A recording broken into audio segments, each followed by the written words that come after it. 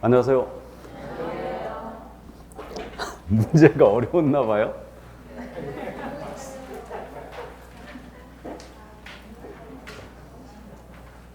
통계를 제가 보고 들어왔는데 예상대로요. 우리 학원이 점수가 안 나온다는 건 내가 알고 있었는데 일단 다른 학원은 여러분들 기준이려고 하는 게 아니고 다른 학원은 지금 평균이 이 문제가 평균이 24개 정도 나왔어요. 60점. 우리 학원은 50점이 안 됩니다. 평균이. 문제가 지금 있죠, 지금. 그죠? 그래서 이제 19개 정도가 평균이 나왔는데 동영에서는 자기 평균만 꼭 넘기면 돼요. 우리 학원 평균만. 그러니까 우리 학원 합격률이 어떤지 모르겠는데 솔직히 오프라인 쪽에서는 이제 자기가 맞은 점수가 평균 이상만 득점하면 합격 라인으로 가는 거예요. 그러니까 이제 오프라인 학원 쪽에서는 거의 80%가 합격해버리거든요. 시험에서. 그러니까 이제 거의 뭐 60% 최소한 60% 이상 합격을 해요. 그러니까 나는 절반만 넘기자. 그걸 꼭 명심하시고 너무 실망을 마세요.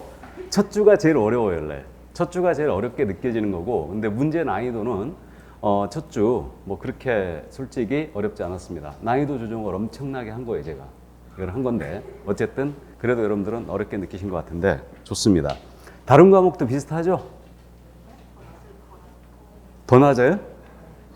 그래서 어쨌든 믿었던 중개사법이 실망을 시켜서 죄송한데 근데 스트레스 많이 받을 거라고 그랬죠? 그래도 잘 따라오셔야 됩니다. 그러니까 이 과정을 잘 거치면 평균 10점 이상은 분명히 올리는 걸 장담하겠습니다. 이거는 그래서 꼭 명심하시고 잘 참고 따라오시기 바랍니다. 그럼 정답을 불러주고 시작해야 되나요? 그냥 해야 되나요? 불러주고 시작. 다른 과목 어떻게 했어요? 그냥 했어요? 그럼 특이하게 나는 불러주고 시작할까요? 예. 자, 그럼 정답 한번 불러드리겠습니다. 1번, 2번.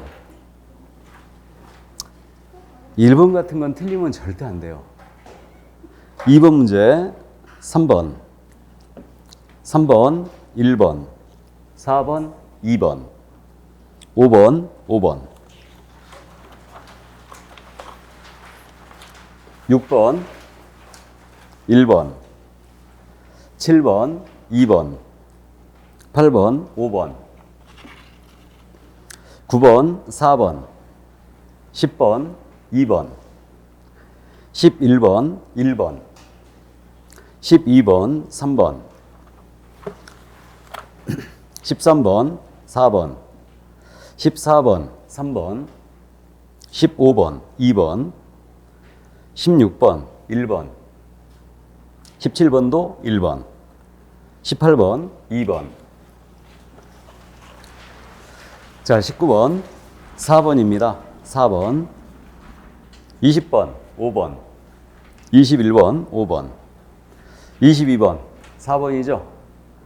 23번 2번, 24번 5번, 25번 2번,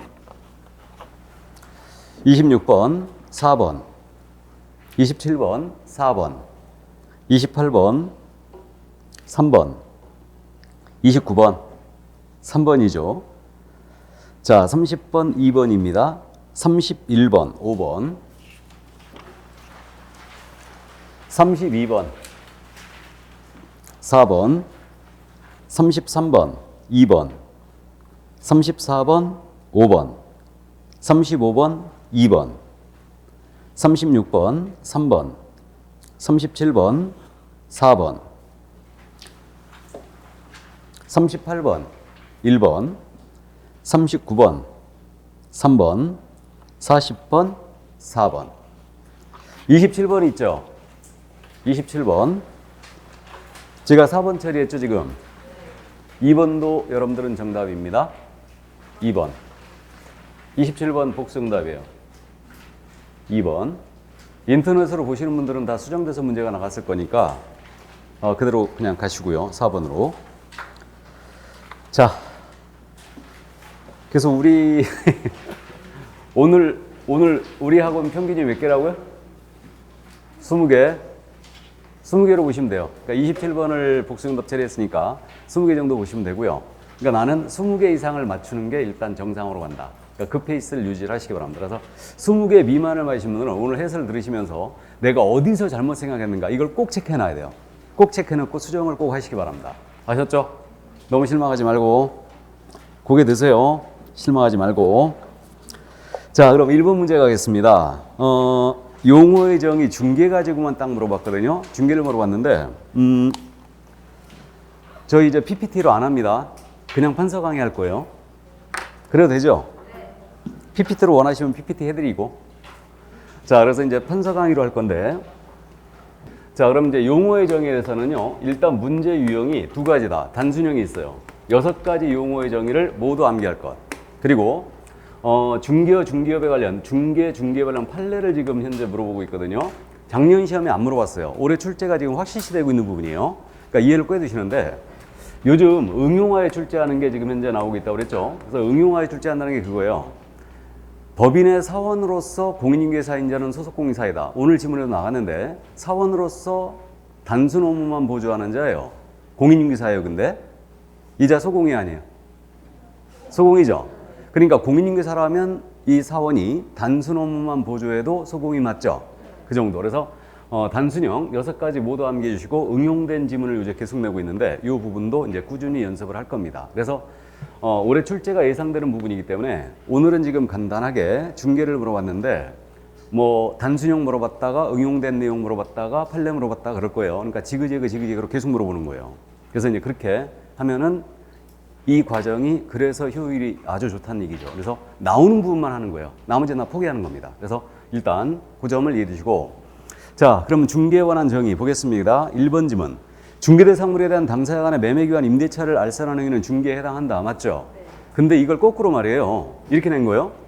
중개라 함은 법정 중개대상물에 대하여 거래 당사자 간의 매매, 교환, 임대차를 알선하는 것을 말한다라고 낸 거예요. 이거 OX, X죠. 근데 이걸 거꾸로 물어본 거죠, 지금?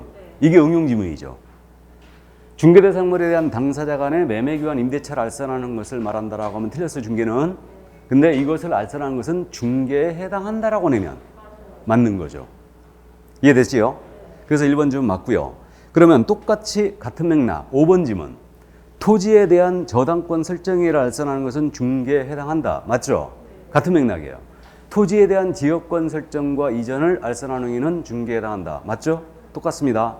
그래서 1번, 5번 같은 맥락이고 그래도 2번 지문이 있잖아요. 분양대행이지 않습니까? 분양대행은 알선이다 아니다? 아니다. 그러니까 중개 아니죠? 그러니까 2번 정답 나갔어야 됩니다. 그래서 컨설팅, 분양대행, 권리금 거래 소개 모두 중개가 아니죠. 중개는 한마디로 중개대상 물에 대한 알선이라고 했어요. 그러니까 권리금 거래 소개했다 중개 아니고요. 알선한 행위가 아닌 컨설팅이나 분양대행은 중개가 아닌 것입니다. 그래서 이제 그 점을 이해해 주시고요. 그러니까 2번에 정답 나갔어야 돼요. 그러니까 오늘은 이 연습을 했는지 모르겠는데 중개사법을 다 풀고 다시 꼭 돌아오라고 그랬죠. 꼭 돌아오라고 그랬어요. 그러니까 돌아와가지고 체크를 한다면 이제 쉬운 지문들은 바로바로 보이는 거예요. 다시 읽어보면. 꼭 돌아와야 됩니다. 그러니까 그 시간을 만드셔야 돼. 그리고 지문들이 지금 실제 시험보다는 길어요. 긴데 그래도 돌아오는 시간을 만들어야 돼. 그러니까 1번은 2번에 정답 나왔으니까 체크하고 바로 넘어가 버려야 돼 그냥 2번으로. 이걸 미주알 구절 다 읽고 있을 일이 아니죠. 돌아와서 보는 거예요. 그 점을 다음 주부터는 꼭 연습을 해보시기 바랍니다. 아셨죠? 자, 그럼 2번 정답 됐고요. 3번 지문이에요. 지금 3번 지문은 한 번도 안 낸 판례입니다. 우리 중개행위는 상행이다 아니다? 상행이다. 상법이 정하고 있는 상행이라고 그랬죠. 한 번도 안 냈기 때문에 이해만 해두세요. 그러니까 중개 업무는 상행이다. 왜? 우리 개공이 중개를 영업으로 하고 있는 상인이죠. 그러니까 그자가 하는 중개 업무 활동은 당연히 상행이에요. 자, 그래서 3번 지문 맞고요. 4번 지문. 이거 특이한 판례이기 때문에 기억해두라고 그랬죠. 시험에서 2번이나 물어봤는데 직접 당사자로서 임대차 계약을 했어요. 오피스텔 임대차 계약을 했습니다. 이거 당사자로서. 이건 3자적 입장에서 당사자가 거래를 도와주는 행위가 아니죠. 그러니까 이건 중개로 볼 수 없다 했어요. 그래서 판례 이해해 두시고요. 정답 2번이었습니다. 자, 근데 우리 지금 분석표를 제가 갖고 있는데 와, 나 1번 문제 가지고 이렇게 많이 틀릴 줄 몰랐네. 세상에 10분 중에 6분이 틀렸어요. 1번 문제를. 그러니까 이거 회복이 안 되는 거죠. 어디다 답을 썼을까? 당최. 좋습니다. 어쨌든 자, 그럼 2번 문제 들어갑니다. 중개대상물에 관한 문제인데 중개대상물은 계속 요즘 박스형으로 내고 있어요. 그러니까 쉽게 판례 태도로 물어봅니다. 그렇기 때문에 크게 어려움 없이 30회를 제외하고는 그냥 쉽게 문제를 출제했는데 어쨌든 판례 태도 이해를 해두셔야 되죠. 그럼 기억만 살려놓을까요? 우리 중개상물 판례 태도로서 일단은 장래에 건축될 건물이에요. 중개대상 물이다 아니다. 이거 분양권이죠. 물이었고 다음에 대토권 기억하고 있죠. 택지개발지구의 이자 택지를 공급할 수 있는 지위에 불과한 대토권입니다. 물이다 아니다? 아니다. 입주권은 물어볼 일이 없다고 그랬죠. 입주권은 이건 바로 내면은 출제되면 바로 하자 이거는. 그러니까 출제할 일이 없습니다. 입주권은. 다음 권리금입니다. 집기비품에 대한 보상, 무형의 재산적 가치입니다. 물이 아니죠. 이렇게 되고 금전채권이 지금 판례가 나온 게 있죠. 30회 때 물어봤고요. 금전채권은 물이다 아니다? 물이 아니다. 이거. 다음에 세차장 구조물 기억하고 있어요. 세차장 구조물 물이다 아니다? 아니다. 그래서 이 범위를 벗어나지 못하고 있습니다. 지금 시험에서. 나머지 뭐 공장재단, 광업재단, 임목, 명인망부를 갖춘 수목집단 이건 다 알아요. 그러니까 문제가 안 되고. 그리고 이제 작년 시험에서 무허가 건물, 미등기 건물입니다. 미등기 건물 중산물이야 아니에요? 물이죠. 물이 되는 거예요. 그 다음에 공법상 제한이 붙어 있네요. 도로 예정지인 사유지, 토지개발, 토지거래 허가구역 내 토지 모두 돼야 안 돼요? 되죠. 그 다음에 가압류가 된 아파트 되는 거죠. 그래서 이제 그렇게 이해하시면 돼요. 나머지 유치권이냐 법정상권이냐 이런 것들은 사실은 묻지도 않습니다. 근데 오늘은 물어봤죠? 자, 보겠습니다. 2번 문제. 옳은 것 골라라. 그럼 오해 놓고 시작하는데 기억지문이에요. 이거 세차장 구조문서 했던 얘기죠. 중개대상물인 건축물은 민법상 부동산에 해당하는 건축물에 한정된다고 그랬죠. 우리 중개대상물인 건물은 민법상 건물의 개념과 일치합니다. 근데 중개대상물의 범위가 민법상 부동산 범위와 일치하는 거 아니에요. 건물의 개념이 민법상 건물의 개념으로 간다 해서 지붕, 기둥, 벽이 있어야 된다. 그리고 정착물이어야 된다. 그래서 세차장 구조물은 아니라고 했던 거예요. 그럼 기억지문 5고요. 니은지문 도로 예정지인 사유입니다. 물 맞죠? 예, 그래서 X고 장래의 건물은 분양권이라고 하겠습니다. 물이 되는 거죠? 맞고 리을지문 부동산 유치권은 중개상 권리에 해당하지 아니한다. 해당하죠. 유치권 되는 거 맞아요. 그 다음에 법정 지상권 되는 거 맞죠? 그러니까 중개상물에 성립하고 있고 이전성 다 있어요. 그러니까 되는 겁니다. 그 다음에 등기된 부동산 환매권입니다. 역시 되는 거죠. 근데 이게 득실 변경과 연결하면 안 되는 경우가 나와요. 그러면 유치권의 성립이라고 나온 거예요. 유치권의 성립은 돼요 안 돼요? 이건 법정 담보물권이니까 법률 규정에 의해 성립하니까 유치권의 성립은 중개할 수 없다. 그러나 유치권의 이전은 피담보채권과 같이 한 이전 가능하죠. 그러니까 되는 겁니다. 그래서 유치권까지 나오면 된다. 근데 유치권의 성립까지 나오면 안 된다. 근데 주의할 점은 유치권이 성립된 건물이라고 된 거예요. 유치권이 성립된 건물. 이건 돼요 안 돼요? 되는 거죠. 그렇게 이해하면 돼요. 그러니까 똑같습니다. 법정 지상권의 성립은 안 되는 거예요. 다음에 이전은 가능하죠. 다음에 환매권의 행사 있죠. 환매 자체를 말합니다. 이거는 안 되는 거죠. 증여가 안 되듯이. 근데 환매권의 이전은 이제 부기등기로 중개할 수 있는 거죠. 그리고 이제 주의할 점은 환매 계약이라고 하는 거예요. 환매 계약은 중개상 권리가 된다 안 된다? 된다. 환매 계약 자체는 된다. 근데 환매 자체는 안 된다고 그랬죠? 그러니까 이런 거는 요건 19회를 마지막으로 출제 안 하고 있는 거예요. 이쪽을 지금 출제하면은요. 잘못하면 이거 오류거든요. 그러니까 어쨌든 판례 태도 정리를 꼭 해주시기 바랍니다. 그럼 정답은 기억과 디귿이었어요. 그래서 정답 3번이었습니다. 자, 그럼 이제 중개사물 문제를 봤고요. 3번 공인인증사 제도를 오늘 물어봤는데 원래 이 올해 지금 출제가 예상이 되는 공인인증사 제도 부분에서는요. 공인인증사 정책심의위원회 있죠. 공인인증사 정책심의위원회 이 부분이 출제가 예상되는 부분이에요 지금. 그래서 이 부분은 다음 주에 연습이 되겠죠. 그러면 오늘은 시험 제도에 대한 부분 물어보겠습니다. 옳은 것 그랬는데 지문들이 길어서 1번에 바로 정답 배치했거든요. A 공인중개사인자가 B 공인중개사에게 성명을 사용하여 업무하게 했어요. 그러면 우리 공인중개사인자는 다른 사람에게 성명 사용하여 업무하게 하면 안 되죠. 그럼 이때는 어떻게 돼요? 다른 사람으로 하여금 자기의 성명을 사용하여 중개 업무를 하게 했다. 이때는 대여와 똑같죠. 자격 취소죠. 자격 취소고 and 형사처벌은 1-1이에요. 그럼 1번 지금 맞았잖아요. 공인중개사인자가 다른 공인중개사에게 빌려줘도 마찬가지죠. 똑같아요. 뭐가 이상했을까? 근데 이걸 우수수 틀렸어요. 그래서 1번 지문 바로 정답이었습니다. 우리 법상 처벌 대상이 되는 거죠. 공인중개사인자가 다른 공인중개사에게 자기 성명을 사용하다 업무했다.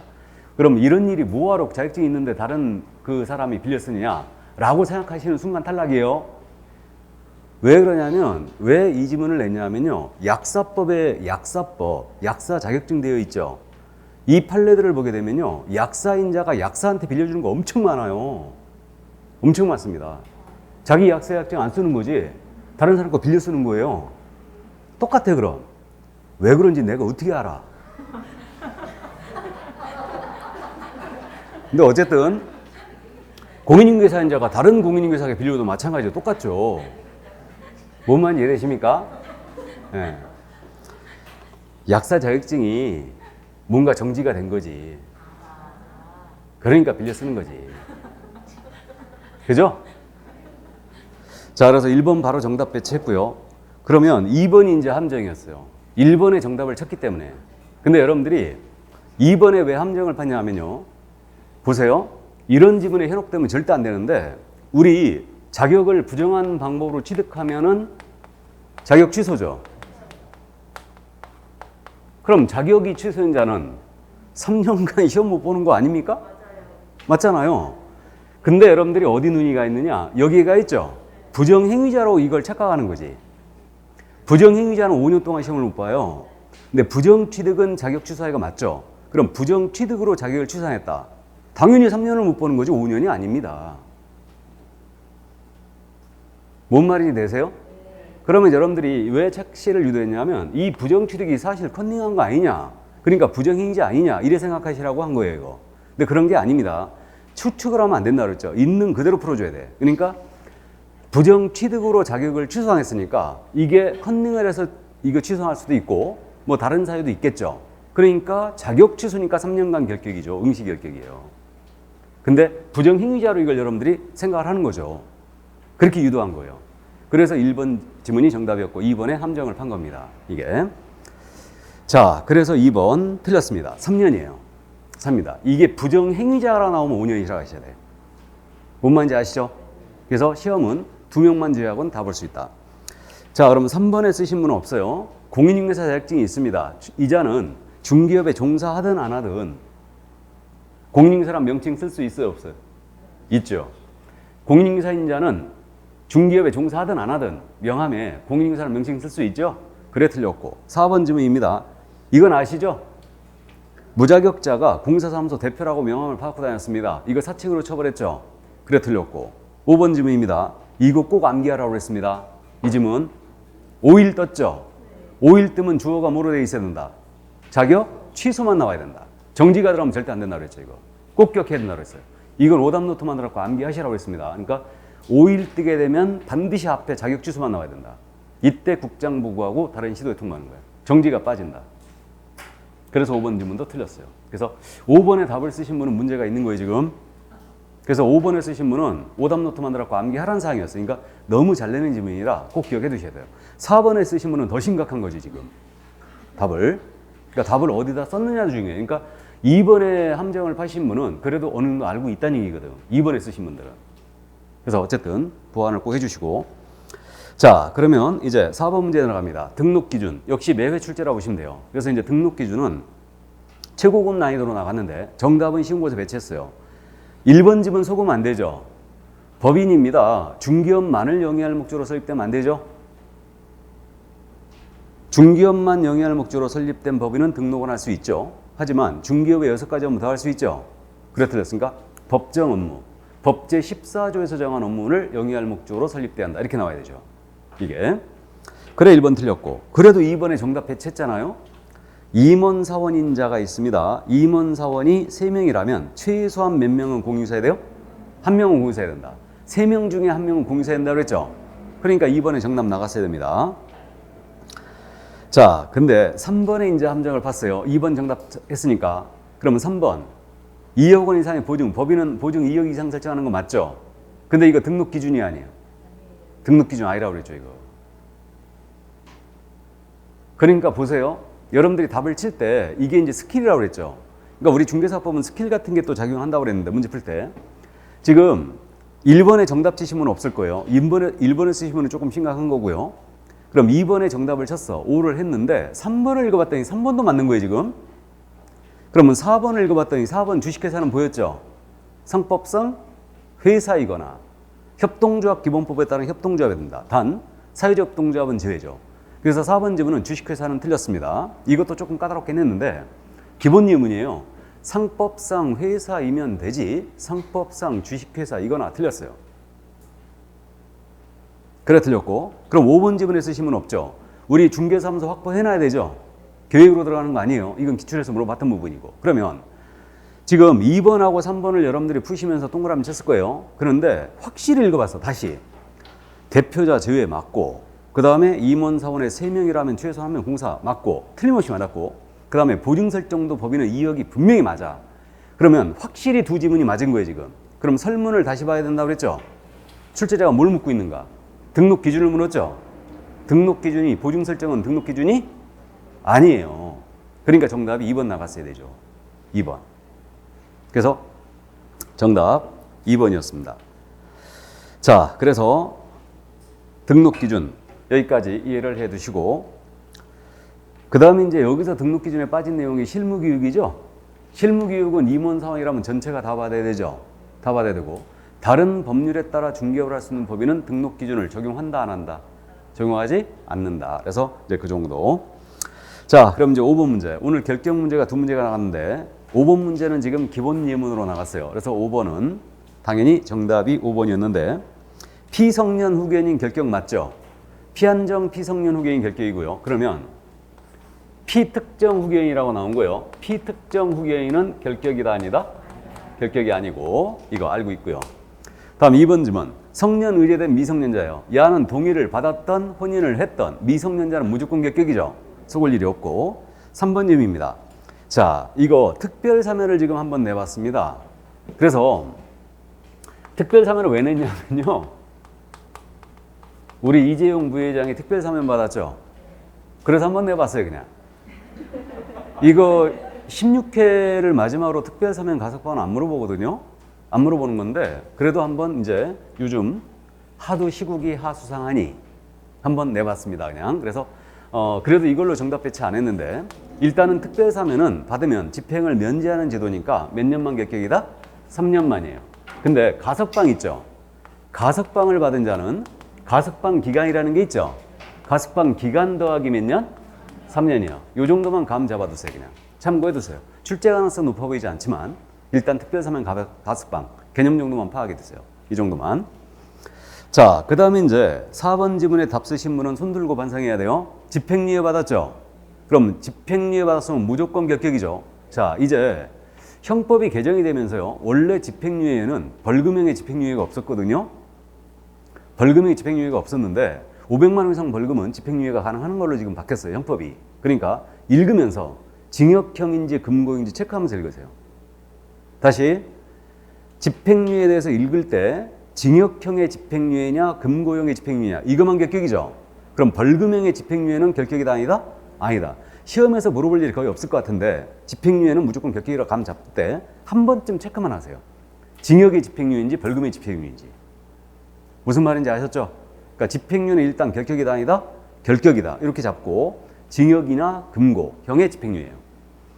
그러면 집행유예 기간 동안은 당연히 결격이고, 요 기간 끝나면 얘는 벗어나는 거죠. 그러면 그래도 5번 지문, 이거 너무 잘 내는 거 아닙니까? 다른 법 위반 벌금이에요. 형법의 밑줄, 벌금의 밑줄 그으면 얘는 결격이 아니죠. 그래서 우리 법 위반 벌금이어야지 3년이 결격이다. 그래서 정답은 5번이었습니다. 좋아요.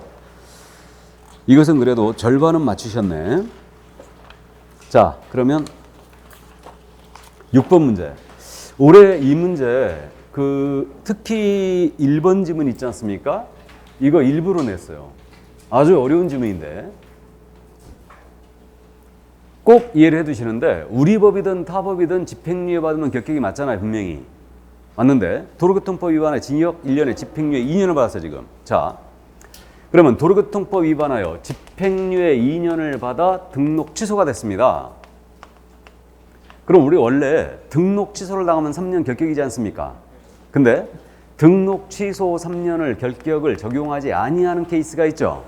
그 사유가 3가지. 기억나세요? 등록 기준에 미달되어 등록 취소했다. 이는 결격사유에 해당한다, 안 한다? 해당하지 않는다. 알고 있고, 이거 꼭 기억하고 있으라고 그랬어요. 그 다음에 개인인 계공이 사망을 했거나 법인이 해산으로 등록 취소를 당했다. 그럼 이는 결격이다, 아니다? 결격 자체가 아니에요. 그러니까 요거는 여러분들이 기억을 할 것이다. 그렇다면 우리가 체크할 게 1번 지문을 체크하고 가야 된다. 결격 사유로 등록 취소를 당하면 이거는 등록 취소 원인이 된 결격 사유 기간 동안이 결격이지 등록 취소 3년이 아니다. 이걸 왜 기억하라고 그랬냐면 작년 시험에서 해상 갖고 물었어요. 해상 갖고. 해상으로 등록 취소에 3년 경과되지 않은 자. 야, 결격이 아니에요. 결격 아니죠. 이걸 물어봤기 때문에 1번 지문을 기억하라는 얘기예요. 무슨 말인지 이해하셨죠? 그러니까 건드렸기 때문에 올해도 또 건들 수 있다는 얘기죠. 그러니까 등록 취소를 받으면 원래 3년이 결격인데 세 가지는 지배다. 그럼 사망해산 기준미달은 우리가 알아봤어요. 그러면 이걸 조심해야 된다는 얘기죠. 결격 사유로 등록 취소를 당하면 등록 취소 3년 결격이 아니에요. 그럼 1번 보실까요? 집행유예 2년 받았죠. 밑줄 긋고 이를 선고받아 개설등록이 취소했어요. 등록 취소에 밑줄 긋고 등록 취소 처분을 받은 날로부터 3년 밑줄 그으면 OX, X죠. 집행유예 기간이 2년만 딱 결격이에요. 파산 선고받아 등록 취소가 되면 복권 될 때까지 결격이라고 그랬죠? 등록 취소 후 3년 지나면 벗어나는 거 아닙니다. 그래서 1번 지문을 일부러 기억하시라고 이 지문을 일부러 냈어요. 이 지문을. 어려운 지문이고 잘 내는 지문은 아닌데 그래도 19회를 마지막으로 출제했지만 어쨌든 작년에 해상 가지고 물어봤으니까 일단 기억하시라는 얘기예요. 그래서 1번 지문 유형 꼭 이해해 두시고요. 그 다음에 2번서부터는 법인이 업무정지를 먹었다. 사유 발생 당시에 임원 사고였던 자가 결격이죠. 그러니까 사유 발생 당시 체크하면서 읽어야 돼요. 이게 체크 포인트고 처분 당시가 아니다. 업무정지 위반할 당시에 임원 사원이었던 자가 결격이다. 알고 있고 다음에 3번 지문 있잖아요. 그럼 1번을 통과하신 분은 또 3번에 정답 썼을 가능성이 커요. 3번 이미 좀 껄쩍지근하거든. 자격 취소나 자격 정지 받았거든요. 결격이잖아 이거. 자격 취소 받으면 몇 년 결격이에요? 3년이고 자격 정지 먹으면 정지기간 중 결격이죠. 그러니까 자격 취소나 정지를 받은 자는 무조건 결격이죠. 그래서 3번 질문 틀렸고 4번 질문입니다. 이건 아셔요. 업무정지 먹고 폐업했습니다. 폐업에 불구하고 업무정지는 진행되는데 결격이죠? 업무정지 기간 동안은 결격이에요. 결격입니다. 그래서 4번 질문 맞고 5번 질문입니다. 이거 꼭 기억하고 있어야 되죠. 임원 사원인자의 결격이에요. 임원 사원인자의 결격을 2월 내 해소 안 했어요. 2월 내 해소 안 해버리면 이때는 뭐예요? 필취. 법인의 등록 취소예요. 근데 고용인, 소속이나 중개보조원의 결격을 2월 내 해소 안 했습니다. 이때는 뭐예요? 업무정지. 기억하고 있어야 되죠? 이거 5번 지문 이 얘기하니까 임원 사원인자의 결격을 법인이 2달 내 해소를 안 하면 필취로 갑니다. 그래서 등록을 취소하죠. 그러니까 정답은 1번이었어요. 6번 문제는 어려웠습니다. 인정하는데 1번 지문을 일부러 기억을 하시라고 낸 거예요. 그래서 이해해 두시고. 근데 뭐 6번 같은 건 맞추고 1번 문제를 틀렸다. 뭔가 지금 잘못된 거예요. 그러니까요. 시험은 6번 문제 유형 같은 거 내는 게 아니고 1번 문제 유형 같은 걸 내는 거죠. 그러니까 용어의 정의 같은 거 이런 거에서 틀려버리고 이런 걸 맞추면 안 된다는 얘기니까 그러니까 맞힐 수 있는 거 맞춰버리고요. 어려운 것들은 그냥 우리가 찍게 하는 거죠. 그냥. 그래서 정답 1번이었습니다. 자, 7번 문제 나갑니다. 이제 사무소로 넘어왔어요. 여기서부터 이제 중개 업무 문제인데 중개사무소에 대한 부분은요. 이제 참고하시는데 중개사무소에 대해서는요. 분사무소에 대한 부분하고 중개사무소 이전이 있죠. 중개사무소는 내용이 굉장히 방대하거든요. 중개사무소 설치 원칙, 그 다음 분사무소, 공동사무소, 중개사무소 이전 이게 있는데 이 중에 분사무소하고 이전에 대한 내용을 제일 잘 물어봐요. 그리고 지금 명칭을 매번 내고 있었고 올해는 지금 표시광고가 대폭 들어왔기 때문에 이 부분 꼭 한 문제씩 낼 거예요. 그러면 결국은 분사무소 이전 명칭 표시광고 이걸 집중적으로 연습을 하는 거죠. 그러니까 요 네 가지는요 시험 볼 때마다 거의 물어볼 거예요. 동영에서도. 그러니까 충분히 여러분들이 이건 이제 속지만 하면 돼요. 그래서 오늘 주의할 질문들 거의 다 나갔는데 분사무소 설치 요건 기억하고 있죠? 분사무소는요 주된 사무소에 있는 곳에는 둘 수 없죠. 이거 성악가도 고맙게도 엄청 잘 물어봅니다. 그러니까 주된 사무소가 있는 곳에는 일단 둘 수가 없고 시군구별로 설치하되 한 개소를 추가할 수 없죠.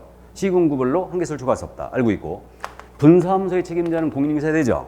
이때 다른 법률에 따라 중개업을 할 수 있는 법인의 분사무소 책임자는 공인사가 아니어도 된다. 특수법인은 이걸 배제시켰고, 그 다음에 보증을 설정하는데 둘 때마다 1억 이상 추가죠. 그래서 이제 이 점 또 이해해 두시고, 다음에 분사무소 확보해놔야 되죠. 이게 바로 이제 분사무소고, 이때 책임자께서는 설치 신고 전 1년 내 실시하는 실무 교육을 받으셔야 되죠. 이것도 생각보다 잘 물어봅니다. 그래서 이거는 거의 뭐 틀릴 일이 없죠. 신고는 분사무소 설치 신고는 주된 사무소 등록관청에 들어간다는 거 알고 있고요. 이때 책임자 자격증 사본을 내야 안 내요? 안 낸다는 거 알고 있죠? 그 정도 이해하시고, 그 다음에 이제 중개사무소 이전에 대해서는 주의할 점이 등록관청 관할기업 외로 옮겼을 때 특히 주의해야 돼요. 그러면 이때는 이전 후 등록관청에 10일 내에 신고 들어가고, 그러면 10일 내에 들어가는데 이때 이걸 안 해버리면 과태료가 얼마? 100과 같이 기억해야 되죠. 100만 원 과태료고, 이때 신고 들어갈 때, 이전 신고 들어갈 때 등사를 첨부하는 거죠. 등록증과 사무소 확보 증명서를 첨부하 들어갑니다. 분사무소는 신고 확인서 원본이에요. 이걸 첨부해야 돼요. 이때 서류 송부가 있더라. 관할기업 외로 관계원은 서류 송부가 있는데 이전 후에서 종전에 요청을 하면 종전은 이전 후에다가 지체 없이 관련 서류 보내주죠. 이때 보내주는 서류는 등등행이다. 중개사무소 등록대장 보내줘야 되고, 이게 호적이라고 그랬고, 등록 신청할 때 냈던 서류들 다 보내줘야 되고, 최근 1년간의 행정처분 서류를 모두 보내준다. 그럼 이때는 행정처분은 누가 한다고요? 이전 후에서 한다. 여기까지 다 알고 있죠? 그럼 여러분들이 서류를 조금 어려워하는데 서류는 그냥 참고만 해두시고, 주의할 점은 행정처분은 이전 후에서 때린다는 걸 주의하시고, 또 한 가지 꼭 명심할 게, 관할기업 외로 딱 물어봤을 때는 꼭 떠올려야 될 게 뭐다? 등록증 변경 기재교부할 수 있다 없다? 변경 기재교부할 수 없다. 반드시 재교부해야 되죠. 이걸 퍼뜩 떠올려야 돼요. 그러니까 오늘 문제도 이걸 물어봤죠 지금. 그렇기 때문에 이걸 명심해야 돼. 그러니까 사무소에 대해서는 분사무소와 이전이 가장 타겟이고, 공동사무소는 거의 묻지도 않아요. 공동사무소는 유일하게 물어보는 게 업무정지 기간 중인 자는 공동사용할 수 없죠. 이 정도만 알고 있습니다. 그러니까 그건 물어볼 가치가 없는 거예요. 그는. 그러니까 물어보는 게 결국 분사무소와 이전으로 넘어가 있는 거죠. 이게. 이해되시죠? 자, 갑니다. 그럼 7번 문제. 법인의 분사무소에 대한 설명은 틀린 것은 1번입니다. 갑군에 주된 사무소를 두고 있어요. 그럼 갑군에는 분사무소 둘 수 없죠. 고맙게도 잘 물어보는 지문이고, 2번 지문이에요. 그냥 정답 쉽게 배치했습니다. 분사무소 설치 이전했다. 그러면 10일 내. 이전 후 분사무소 소재지가 아니죠. 주된 사무소에 들어가야 되죠. 안 들어가면 100만 원 이하 과태료. 그래서 2번 바로 정답 배치했고, 3번 지문. 분사무소 사용할 인장입니다. 이것은 상업등기 규칙에 따라 그 법인의 대표자가 보증하는 인장을 등록할 수 있다. 등록할 수 있다가 체크포인트예요. 그럼 분사무소 사용할 인장은 두 가지가 있죠. 분사무소에 사용할 인장은 상업등기 규칙에 따라 신고한 법인의 인장을 등록하거나, 맞아요? 신고한 법인의 인장을 등록을 하거나, 아니면 이 법인의 상업등기 규칙에 따라 법인의 대표자가 보증하는 인장을 등록할 수도 있죠. 감 잡혀요? 그럼 이걸 바꿔내면 되겠네.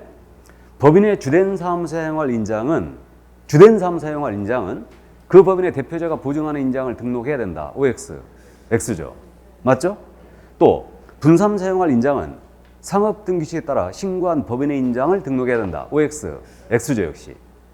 이해되세요? 그러니까 그 정도 확실하게 이해해 주셔야 됩니다. 그래서 이제 둘이 바꿔내는 거, 이런 것들을, 그러니까 분사무소는 두 개 중에 하나이기 때문에 등록할 수 있다 체크 포인트예요. 대표자 보증 인장을 등록할 수 있다. 이걸 체크하면서 읽어야 되고, 그 다음 이제 4번 지문은 엄청 잘 내는 거죠. 고맙게도. 특수법인입니다. 책임자는 공인중개사가 아니어도 된다. 알고 있고. 5번 지문입니다. 동일 시군구에는 분사무소 한 개소만 둬야 되죠. 그럼 두 개 이상 둘 수 없죠. 맞습니다. 그래서 정답은 2번이었어요. 근데 시험에서는요, 5번 지문처럼 내지도 않아요. 5번 정확하게 맞았거든요. 두 개 이상 그렇게 안 냅니다. 법조문의 형태대로 한 개소를 초과해 둘 수 없다 이렇게 내요. 시험에서는. 조문대로 그냥 바로. 그게 바로 두 개 이상 둘 수 없다는 뜻이죠. 자, 그래서 정답 2번이었습니다. 그러면 이제 8번 문제 나갈까요? 중개사무소 이전이었어요. 1번 지문입니다. 이건 참고사항이에요. 법제 7638호 부칙제육조 제2항에 따른 개공. 이자가 중개인이죠. 중개인. 자신의 업무지역 외의 지역으로 중개사무소 이전할 수 있어요? 없어요? 있죠. 중개인도 전국 어디로든 갈 수 있죠. 그러니까 업무지역 제한을 받고 있지만 중개인이 불만이 없다겠고. 2번 질문입니다. 업무정지 개공은 중개업을 하기 위해서 다른 개공의 사무소로 이전 신고할 수 없죠? 알고 있고. 다음에 3번 질문입니다. 이건 이제 서류예요. 중개사무소 이전 신고할 때 등사를 첨부하게 돼 있죠? 등록증, 원본이죠. 그 다음에 건축물 대장기재 건물에 사무소 확보했음을 증명할 수 있는 서류. 이것을 제출해야 되죠. 이게 원칙이에요. 다만 건축물 대장 기재가 안 돼 있다. 그럼 사무소학법 증명서와 더불어 대장 기재가 왜 지연되는가? 사유서까지 같이 첨부해야 되죠. 그래서 3번 지문 원칙 지문이기 때문에 맞습니다. 이거 이의 신청 안 받아줘요, 이거는.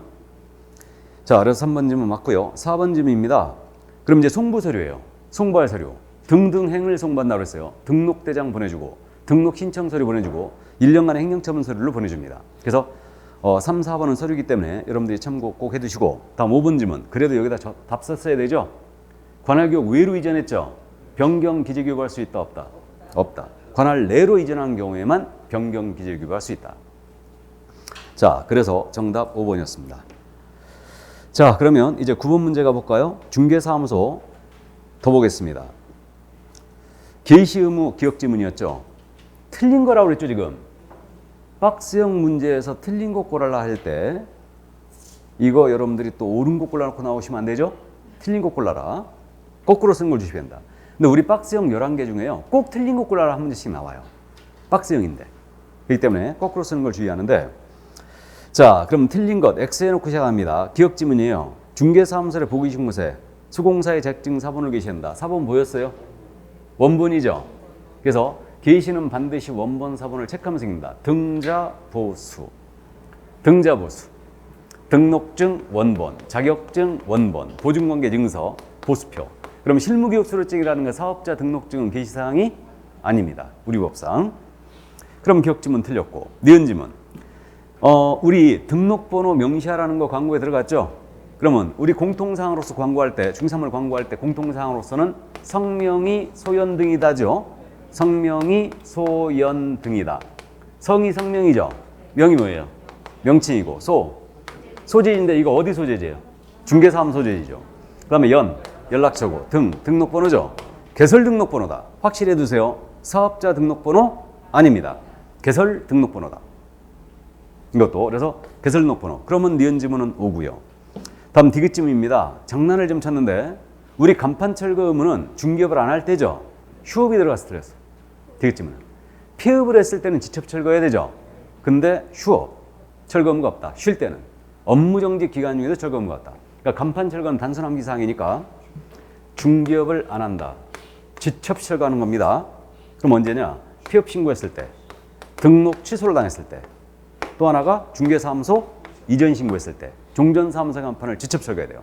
이게 그래서 이렇게 되고, 안 하면 행정대집행 부면 대집행만 규정돼 있을 뿐 과태료 부과 대상이 된다, 안 된다? 안 된다. 작년에 물어봤던 거죠, 이게. 그래서 디귿지문 휴업 때문에 틀렸고요. 리을지문입니다. 이거는 제가 즐겨 쓰는 지문 중에 하나인데 이 정도로 내지는 않을 겁니다. 공인중개사인 개공이에요. 사무소 명칭에 공사사무소란 문자 쓸 수 있죠. 근데 문자를 사용하여한다가 틀렸어요. 공인중개사 사무소를 이제 쓸 수는 있는데 부동산 중개를 쓸 수도 있죠. 근데 공사사무소란 문자를 반드시 사용해야 된다. 틀렸죠. 그래서 리을지문 틀린 거예요. 부동산 중개를 쓸 수도 있어요.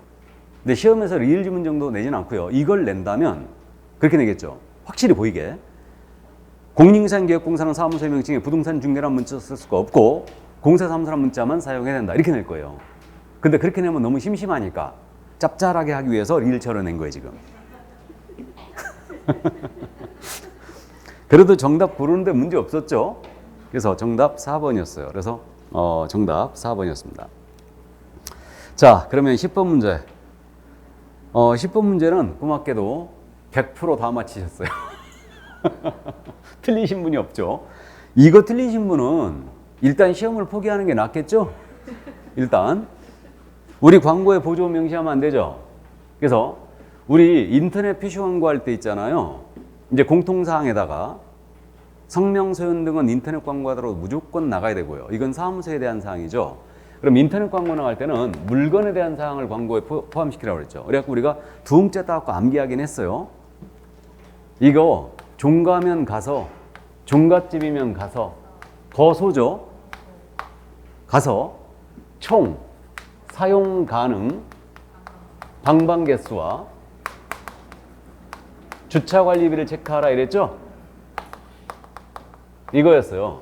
그러니까 이게 물건의 종류, 가격, 면적, 이게 거래 형태, 매매인지 교환인지 임대차인지 거래 형태, 그 다음에 물건의 소재지 이게 되고, 그 다음에 총층수, 건물이라면 총층수, 사용 승인일, 입주 가능일, 방향, 방개수, 욕실의 개수, 다음에 주차 대수, 다음에 관리비죠.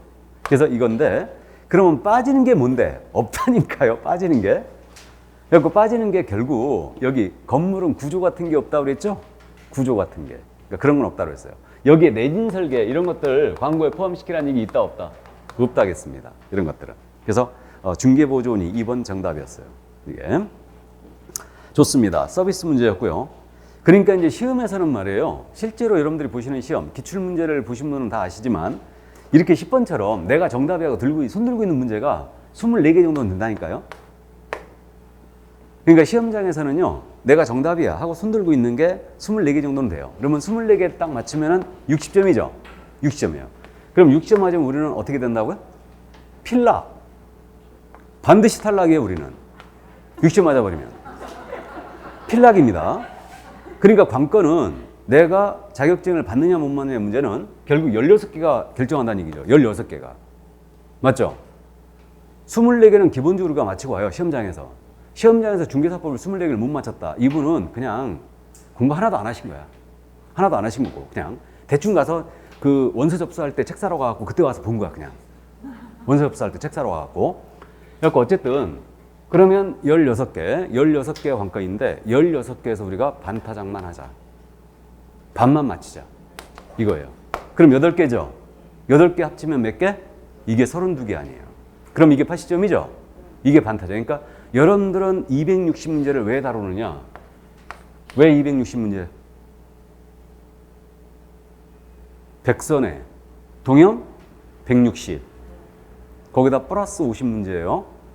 여러분들은 50문제 더 갈 겁니다. 여러분들 실력이 좀 떨어지는 것 같아서 50문제 더 하기로 했어요. 일단. 그래갖고 이론 과정 할 때 너무 이론만 다루면 여러분들이 좀 그러니까 50문제를 제가 선별을 했습니다. 더. 그래갖고 선별을 해갖고 지금 여러분들 자료에 같이 포함시킬 거예요. 그래갖고 그 50문제를 같이 하고 그러면 결국은 260문제, 50문제는 그냥 출제 예상 문제 일단 그렇게 된 건데 어쨌든 260문제를 왜 다루느냐? 이 8개를 위해서 다루는 거예요. 8개를 맞추기 위해서 우리는 260문제를 연습을 하는 겁니다. 뭔 말인지 아셔요? 그렇게 이해하셔야 돼요. 그러니까 결국은 문제가 어려울 수밖에 없다는 거지. 그러니까 기본적인 문제들은 동영에서는 다루질 않아요. 거의. 다 그렇습니다. 근데 올해 지금 문제는 제가 많이 수정을 했어요. 왜? 제가 다시 강의를 복귀하면서 동영을 하면서 요즘은 어려우면 다 도망간다니까.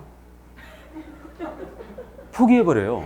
이게 워낙 인터넷이 활성화되어 있어가지고 그냥 조금만 어려우면 다 도망가는 거예요. 그냥 조금만 어려우면. 그래갖고 문제는 아이들 다 고친 거예요. 지금 고친 겁니다. 그래도 문제가 어렵죠? 그러니까 이제 본래 문제는 대충 하시는 분이 한 24개 맞춘다니까. 하시는 분이. 지금 하신다는 분은 거의 공부가 끝나 있는 분이에요.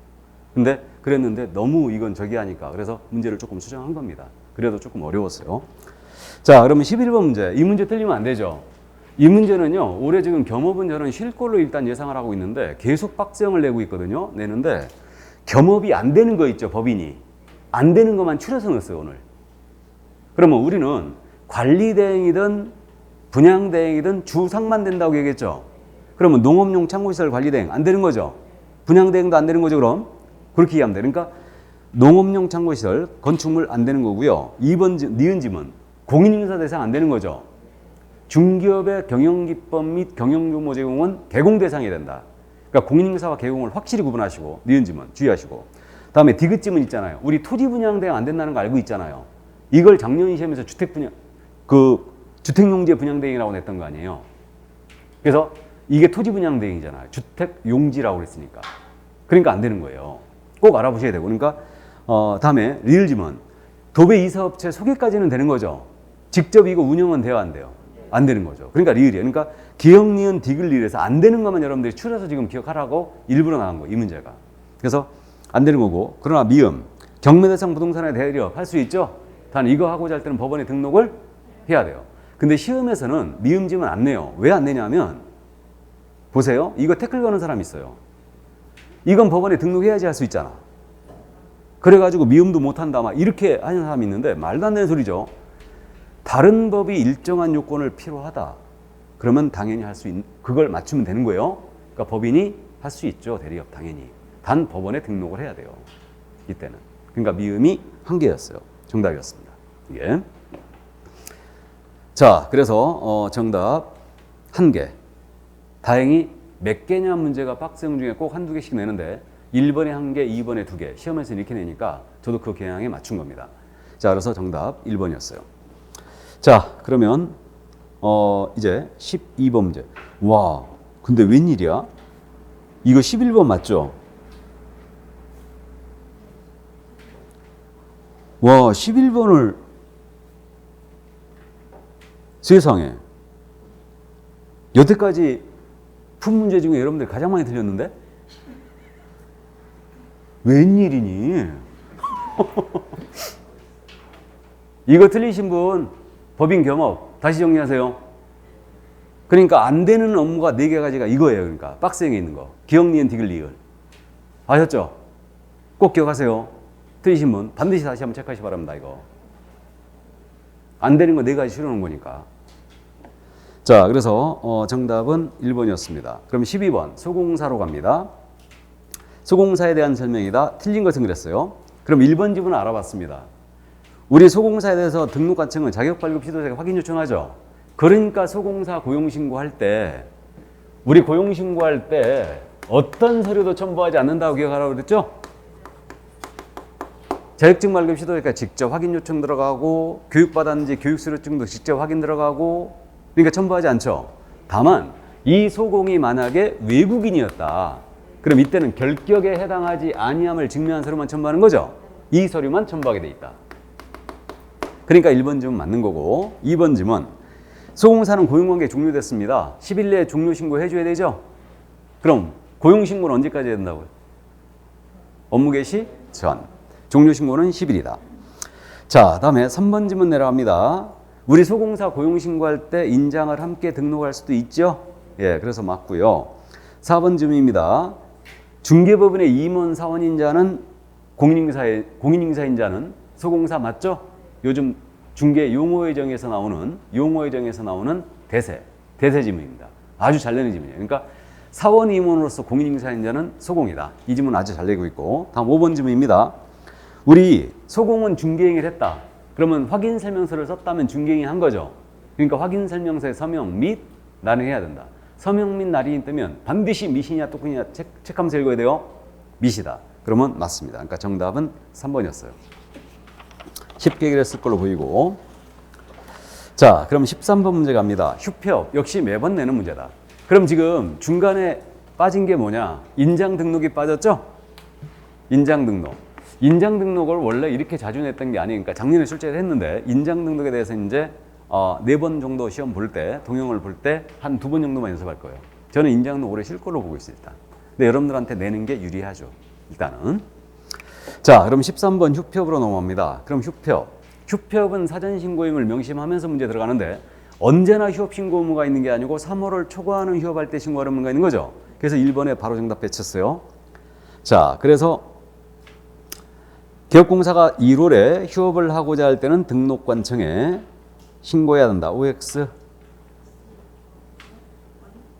1월에 휴업 신고 1월 휴업할 때는 등록관청에 등록증을 첨부하여 등록관청에 미리 신고해야 된다. 틀렸죠?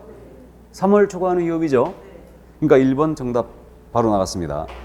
근데 이 성의를 무시하고 4분 정도는 틀렸는데 10분 중에 옳은 거 골라라 했구나. 그래서 틀렸구나. 그럼 2번 지문.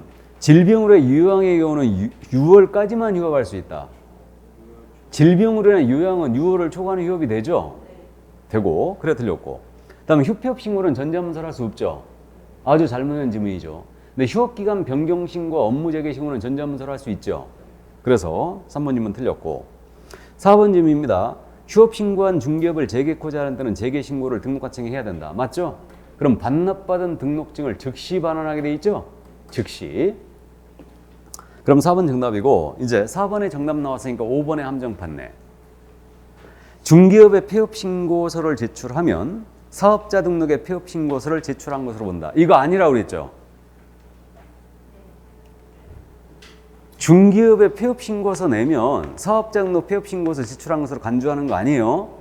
중기업 폐업 신고하면서 사업자 등록에 대한 폐업 신고서를 같이 낼 수 있지요. 그럼 서로 송부해 주게 돼 있죠. 그럼 세무서장한테 사업자 등록 폐업 신고하면서 중기업 폐업 신고서 낼 수 있죠. 그럼 송부를 해줍니다. 그럼 이 신고서를 제출한 것으로 본다 그랬죠.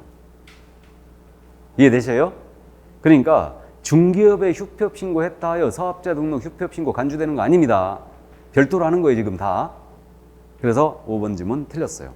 정답 그래서 4번이었습니다. 그럼 여기서 빠진 게 뭐냐? 자, 참고 분사함수별로 휴폐업할 수 있죠.